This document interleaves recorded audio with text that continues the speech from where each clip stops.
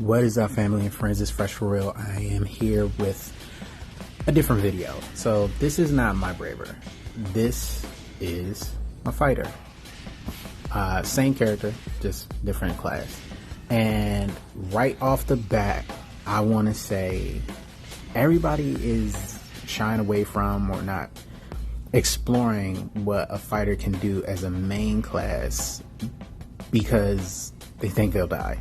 Like, let's just put that out there. Everybody thinks that fighter is this glass cannon and they can put out some damage, but they're only good for dying.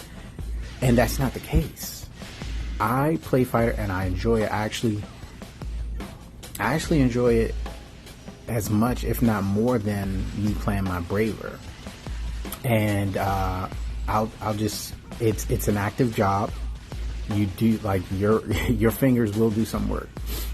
Braver is a bit more lax. You have to do a lot of countering / like waiting and charging up your photons for the maximum amount of damage that you can do, which is that's the mechanics of the job. That's how you play it. But fighter is all about getting in your face, putting down some numbers, and dodging when you can. Now I'm using the twin daggers here. That's my weapon of choice, my preference. I just like these more than the double saber or the knuckles, which are also fighter weapons. They just do work, man. They do work. Now, I will say fighter does have a more riskier time with mobbing and bossing due to the fact that their extreme levels of strength only come out when they're below 50% health. But I can't stress this enough. That's not like, that shouldn't deter you from the gameplay, because as long as you are dodging and up in the air, not on the ground where everything can hit you. See, like that. I'm close to the ground. I got hit by a wolf. But if you're up in the air, you're completing your combos and you're doing your weapon action, which is it's a 360 block, and it works as a parry too sometimes. Then you're good. Also, occasionally, I haven't figured out what procs it yet, but your twin daggers can parry, meaning like if I'm attacking something from the front and there's no knockback, there's no stun with this, so they can't hit you through your combos, you'll parry their hit and continue hitting. You won't take any damage. So that's just an added bonus just to kind of protect you. But it's a fast moving, fast paced job, and if you don't you're not one of those people that fall asleep or don't want to fall asleep on the sticks due to boredom, try it out.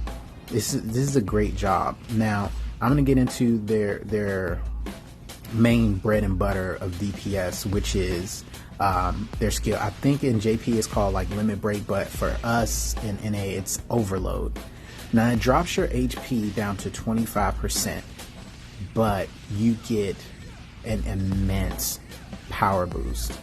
I think for me at my current level, my skill trees, I'm 73 now as of last night, but I was 64 when I was making these recordings. It's at max 200 melee points or melee power, and that's insane. That is why. Now see there, I was close to the ground. I didn't do my dodge in the correct time, and I paid for it. But there'll be other instances where I do multiple dodges, like this rock. Boop, there it is. No damage. That charge, no damage. That rock, no damage. And the higher I get, the safer I am.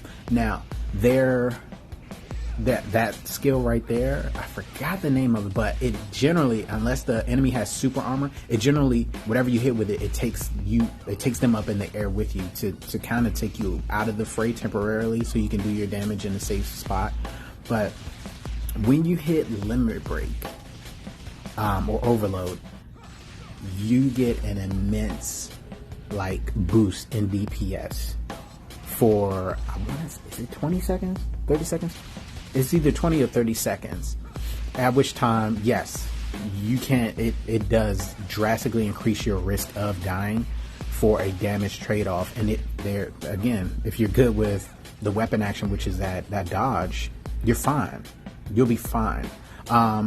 fighter also has passive damage increases when your HP is just below 50% in general, but overload works as a status ailment. It inflicts a status ailment on your fighter, which causes all of those other passives to happen. Now you're going to want to use a hunter sub job or subclass, and don't spec into automate.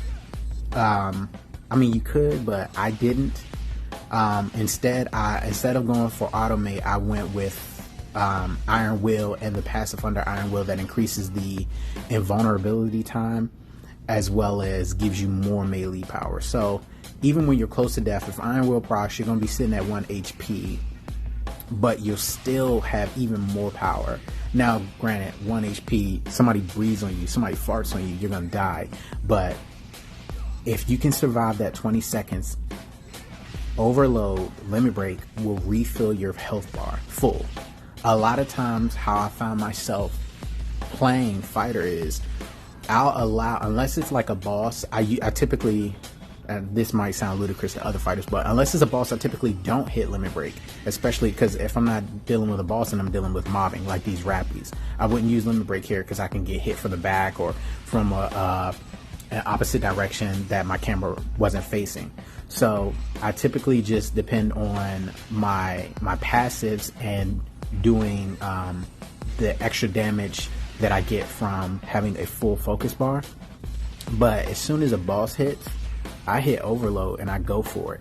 And no matter what your HP is, after that 20 or 30 seconds, you're full. It doesn't matter. I could have been at 25% health just from fighting these rappies, no overload. And I hit overload or something like that. Once the 20 seconds is done, it's healing me back full. So it's worth it if you're active. If you want something that's fun, fast moving, fast paced, like look at this. Each hit of the normal combo is 2 hits. So it's an amazing job, and I definitely think more people should give it a try. I'm going to be coming out with a build video very, very, very soon because I'm taking my fighter in a different way. Number one, there are very few people playing fighter. There's even less people that play fighter with twin daggers, and almost none that do fighter with twin daggers and a status build. That's right, I'm gonna be doing a status build, so stay tuned for that. This is a great job. I can't stress enough. Just give it a chance. Learn to use your weapon action. If you've played a hunter and you've done perfect guard, if you've played a braver and you've countered before, then trying to use the weapon action that they have, the dodge, that little twirl, should be like child's play to you. Again, even like, I'm just trying to break some of these misconceptions about some of these jobs. Fighter, people say that they don't do good with mobbing. Now their mobbing options are limited, but as you can see, like, they slap, like, for real. Like, this is not a game. Like, a fighter can slap. Look at this, all of those gone. And this is a shack that I was running by myself. All 3 of those monkeys gone. So like I said, I can't stress it enough. Try the job out. It's good. You should, as just a general point, you should get yourself comfortable with sitting at low HP. That red border around my screen, that's just notifying me that my HP is low. Get used to it. See that? Look at that dodge, and then right into a combo. God, it was fun. This was a fun experience. I'm actually considering maybe even maining a twin dagger fighter. Like I said, I'm 73 at the time, right now. I was 64 when I was making this, but I was still even having fun coming up through the levels, whether I was by myself or with a group. It's important to everyone to know that if you're going to try out this job has no mobility PA, like with Braver's Morning Mist Reaver. With Hunter, you can use the great sword or the sword, and you can dash forward just to get through a board quicker. No, with a fighter, you're gonna be running. Use those legs. But as soon as an enemy appears, they have a dash. They need a target. You can dash to your target, and that closes like crazy gaps. So everybody's in your party dashing in front of you and they're leaving you behind. As soon as a mob appears, you can hit the dash and you dash right to them. Like, and the range for it is crazy. So it's just something to think about. I just wanted to show you guys some gameplay and think about it. You know, fighter isn't like a bad job. I haven't experienced a lot of deaths, but then again, I'm not one of those fighters that goes around popping overload for, you know, a Nayu or just a monkey that pops out of a bush. You know what I'm saying? I don't hit overload or limit break. I don't hit that for a Rappy that just spawned. You know what I'm saying? I hit it where I need it, and that's what I think that it's used for. Otherwise, why would you have all of these other damage increasing passives? Like, you get damage passives for attacking enemies with status ailments. You get damage passives for having your HP below 50%, and that's just always active. So I take overload with a grain of salt, and I only hit that when I need it. That's my emergency button. Like, oh shit, you know, Dark Falls just popped out of a bush and I need to whoop that ass. So it's just something to think about. It's a great job. I'm going to be doing more. Like I said, I'm going to be dropping a build video very soon. I'll show you guys my build. I'll show you my skill tree. I'll show you the daggers that I'm using. Currently, I'm running the S daggers. I'm not going to, I don't like the word slave, so I'm just going to say the S daggers. And I am running the Gix daggers right now. And I'm comparing damages, which I'll answer that question also. Anyway, like, comment, subscribe. Let me know what you want to see, all right? Peace.